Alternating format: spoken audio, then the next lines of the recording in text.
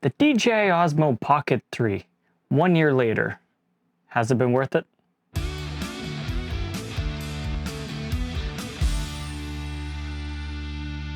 Welcome to the channel.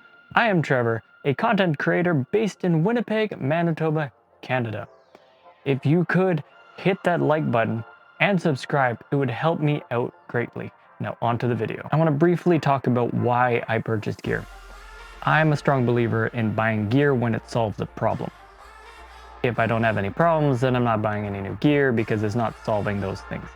I believe that a person can make whatever they have work. Gear doesn't matter, but gear does matter.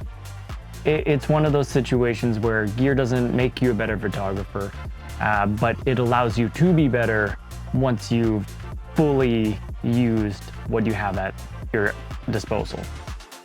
So, one of my limitations was being able to film other vehicles while rolling, getting those rolling shots, right? So I had to use the Tilta and I wanted to buy one of those, but the cost on it was astronomical and it didn't really make sense to have that piece of equipment on us at all times, so we would just rent it and it was okay.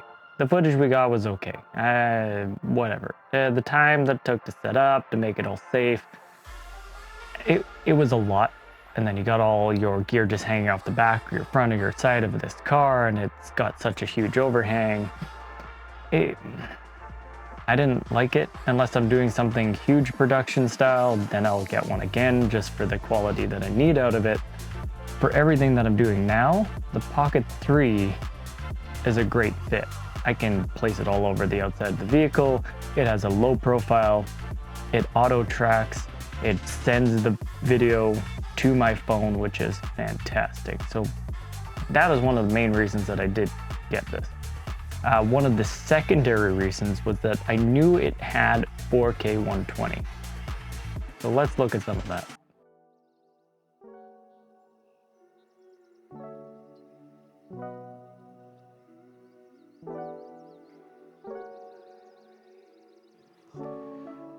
There's one caveat with the 120. When you set it to 120, it records the audio as a separate file, which is not necessarily an issue, but when you come into editing and pull all your videos in, you'll recognize that everything that has been shot in the Slowmo feature does not have audio attached to the video file. However, there is a WAV file that you can drag in and then sync up. There's a little bit of extra work that you have to do for it. Let me show you. So in here, we just watched this footage.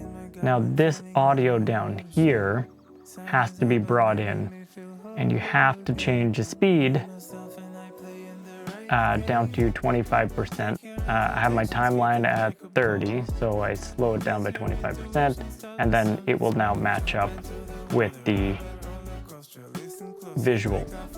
I've thrown some semitones in it just to give it a little beefier sound so it feels like it's slow-mo. Otherwise it's a little pitchy, and just one of those little caveats. Not a big deal, but going in and having to find the little WAV file each time, it only takes a couple extra steps to sync up audio in your 120 footage if you are needing to. Most of the time, I believe that people are using Slowmo, just add music in, they add their own sound effects, but this is a cool, nice little add-on that it does allow you to use. So let's check out some more 120.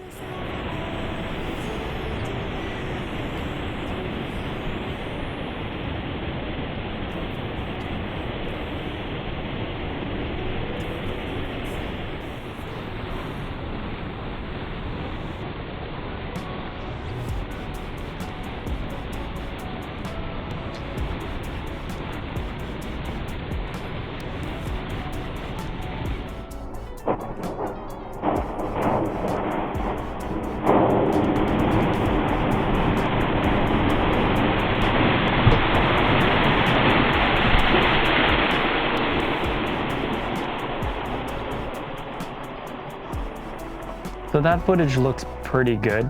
It's 4K, it's 120, it's capturing sound, and that's all really good. But there is another caveat on top of that. It only films in slow-mo at 8-bit. So there's two other modes that I use in here, which is the slow-mo mode, which I've demonstrated, and then there's the low light mode. In both of those modes, this camera will only capture in 8-bit quality. Now, this brings me to the other selling feature of this camera, is the 10-bit capture. So in video mode, in the Pro settings, you can capture at 10-bit, 4K, 60. And this is fantastic, and this is where I spend most of my time with this camera. A majority of my work is true to life colors, so leaving the Osmo Pocket in normal color mode allows me to save on a lot of time and rely on the Osmo Pocket's pre-processing in the camera to give me really nice colored footage like we have here. When I'm using the Osmo Pocket, I'm usually using it for true to life colors, like here. Here we were out with Trent and Kevin and me off-roading, and we want to keep the colors more natural. So it does give me quite a bit of leeway to play with the colors even at 10-bit. And it's quite nice to use, and I'm very happy how the 10-bit color works.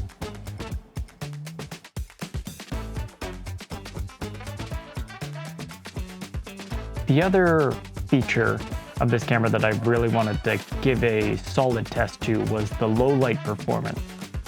The low light on this camera is fantastic.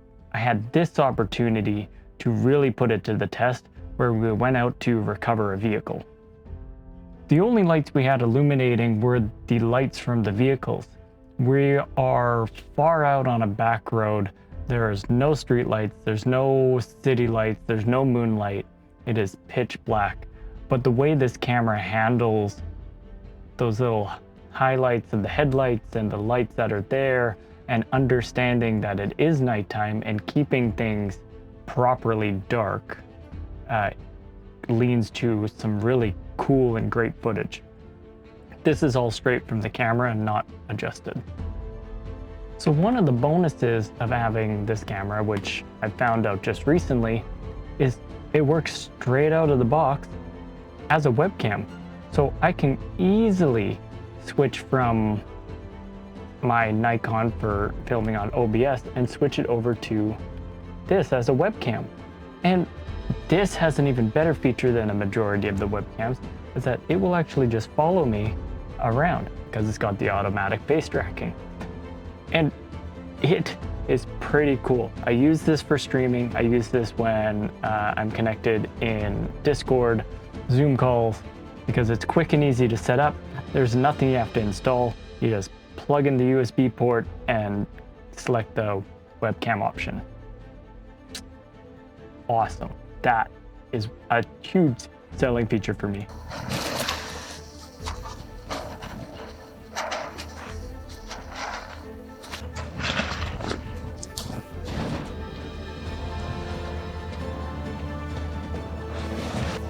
Surprisingly, the audio has been fantastic.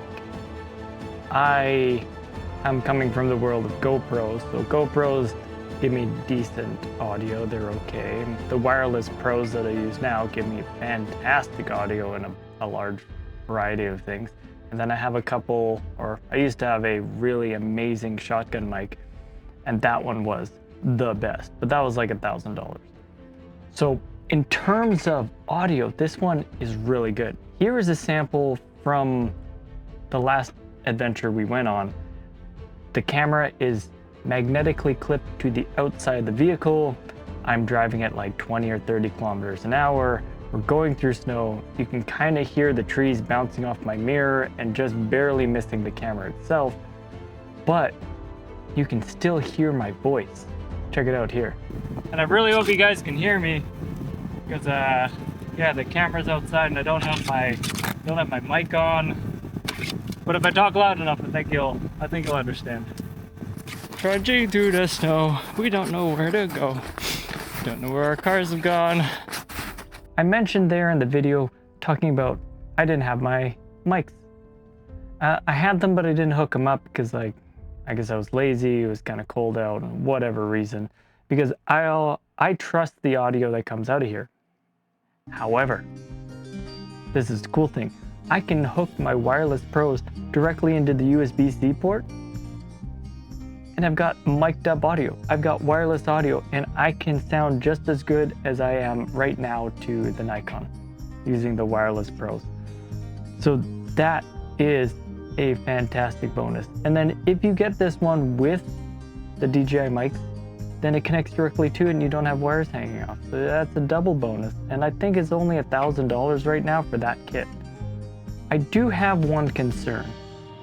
I've had it for a year and it hasn't broken yet, but that has always been in the back of my mind that this feels flimsy, but it is solid.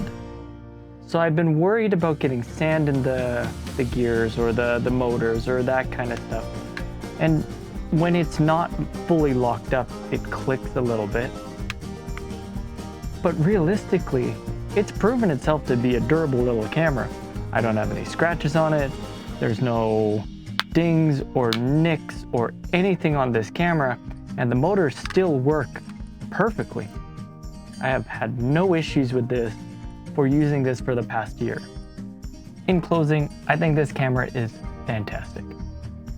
It is a must-have in a kit if you are a vlogger, if you want to document your life, if you want a really light camera that you can carry around with you, this is the one.